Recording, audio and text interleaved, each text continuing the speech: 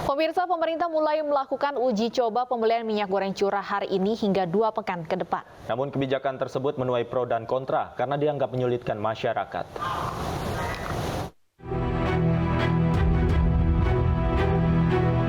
Hari ini pemerintah mulai mensosialisasikan pembelian minyak goreng curah rakyat menggunakan aplikasi Peduli Lindungi.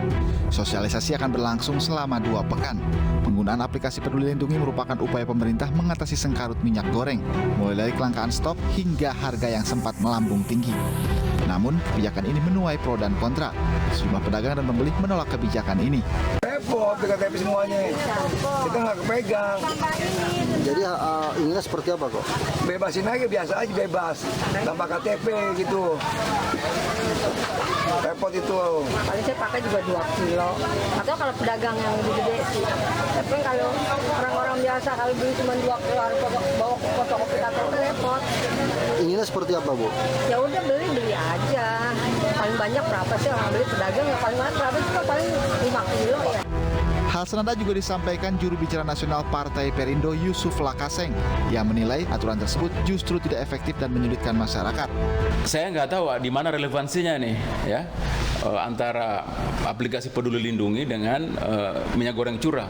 Kalau tujuannya untuk masyarakat harus vaksinasi diri ya yang belum vaksin untuk dapat minyak goreng curah, menurut saya sih agak aneh juga nih kebijakan ini ya, agak unik gitu ya.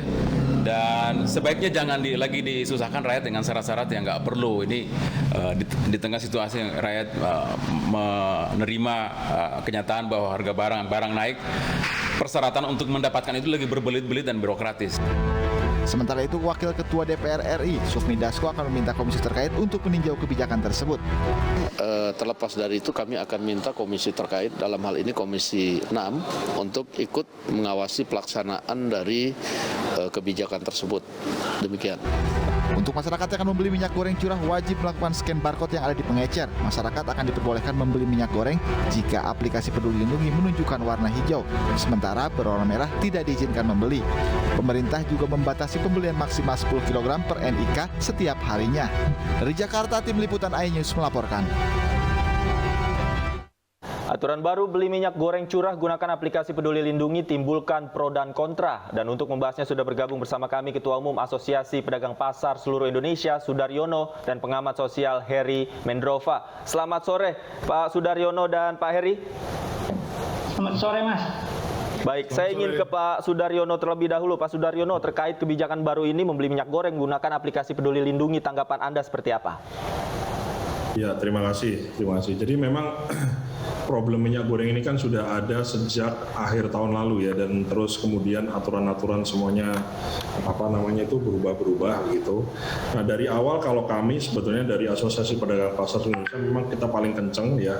Kita yang paling utama kita perjuangkan waktu itu adalah bagaimana ketersediaan stok dari minyak goreng yang diatur oleh pemerintah, dan dalam hal ini adalah minyak goreng curah gitu. Nah, tentu untuk pemberlakuan sistem ya, jadi ada 2 nih kita harus perhatikan. Yang pertama adalah stok ya.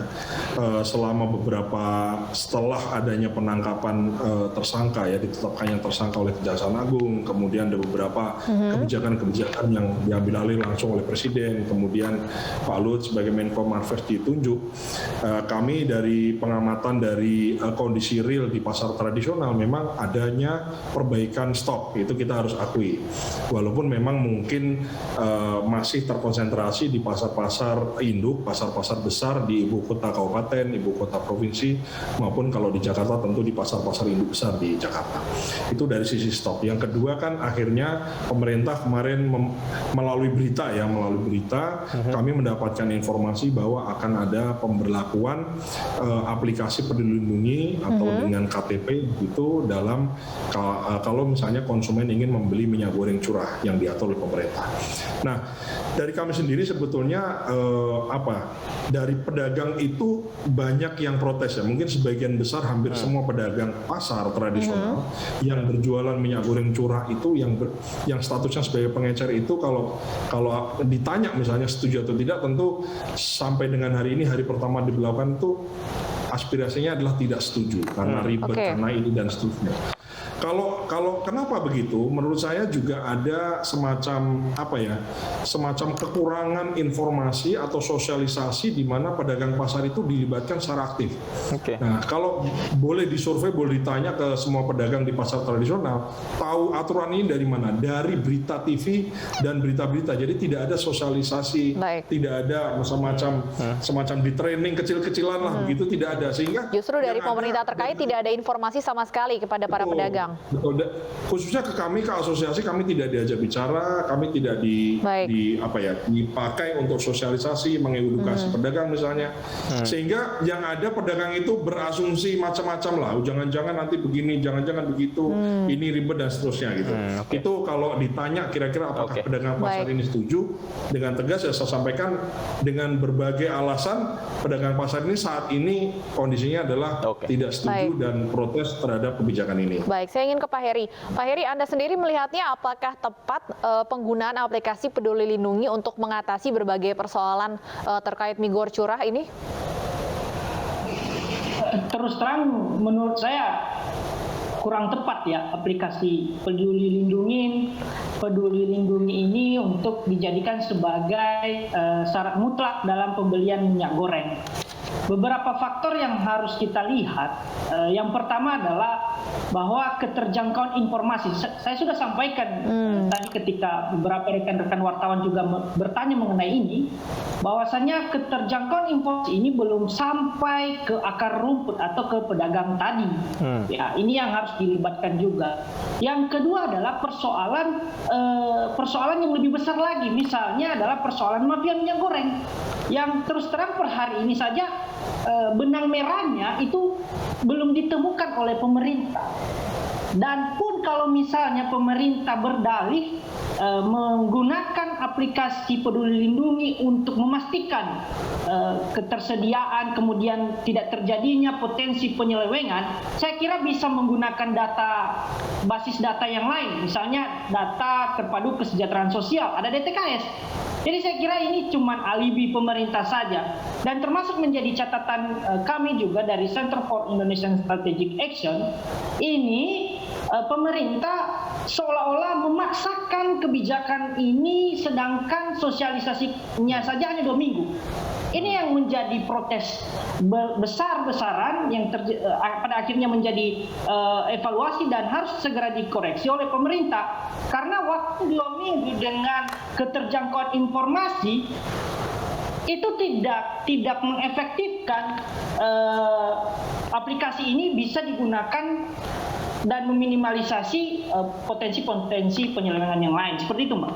Oke. Kami juga sebenarnya sudah mencoba untuk menghubungi pihak terkait ya untuk berdiskusi bersama kita pada sore hari ini. Namun pihak dari pemerintah juga berhalangan hadir. Saya kembali ke Pak Sudaryono. Pak Sudaryono, memang hingga saat ini pihak Anda belum ada yang diajak bicara oleh pihak terkait, termasuk dari Kementerian Perdagangan misalnya. Ya, jadi maksudnya begini, kami tidak juga sebagai asosiasi misalnya harus diperlakukan khusus, tidak. Kami dari awal di banyak momen ya, audiensi dengan menteri, kemudian kami juga sampaikan secara terbuka di media bahwa kami ini siap dipakai untuk sosialisasi, untuk menyebarkan berita yang baik, khususnya terkait program-program kerakyatan yang digagas, yang diatur oleh pemerintah gitu. Jadi kami juga, kenapa kami berharap kami diajak bicara untuk itu, tujuannya adalah supaya kenapa? Karena ada protes-protes di daerah tuh kami ditanya, gimana nih Pak Ketum, kok kami ini nggak ngerti nih gimana cara, gimana.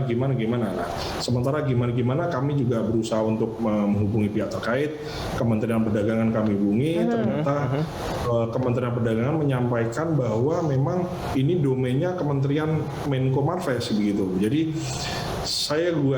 kami kan pedagang pasar ini kan pedagang pasar tradisional kan domain dan binaan dari Kementerian Perdagangan, jadi sudah tidak salah kalau kami ini kan menanyakan ke sana. Nah, terkait mengenai misalnya mekanisme ya, tentu tadi sudah saya sampaikan di awal bahwa paling utama itu kan stok ya. Ini kan teman-teman di daerah ini kan banyak yang protes nih, bukan keberatan kami. Saya tanya maunya itu bagaimana? Kan ini sekarang stoknya sudah ada, tapi sistemnya agak ribet nih. Nah, saya tanya bagaimana maunya stoknya ada, sistemnya nggak ribet. Nah, gitu. Baik. Menurut saya sepakat dengan Bang Heri ya mengenai sosialisasi bagaimana aware dan saya perlu garis bawahi juga bahwa pedagang pasar ini kan secara usia yang berdagang di pasar tradisional ini sudah senior-senior. Itu juga harus diperhatikan faktor itu. Baik, kami tangkap poinnya Pak Heri. Terakhir mungkin dengan adanya berbagai penolakan ini, apa yang bisa dilakukan dan harus dilakukan pemerintah selama 2 minggu masa sosialisasi ini? Ya, terus terang harus dilibatkan ya stakeholders terkait, termasuk yang APPSI ini. Artinya bahwa ini kerja. Pak Heri.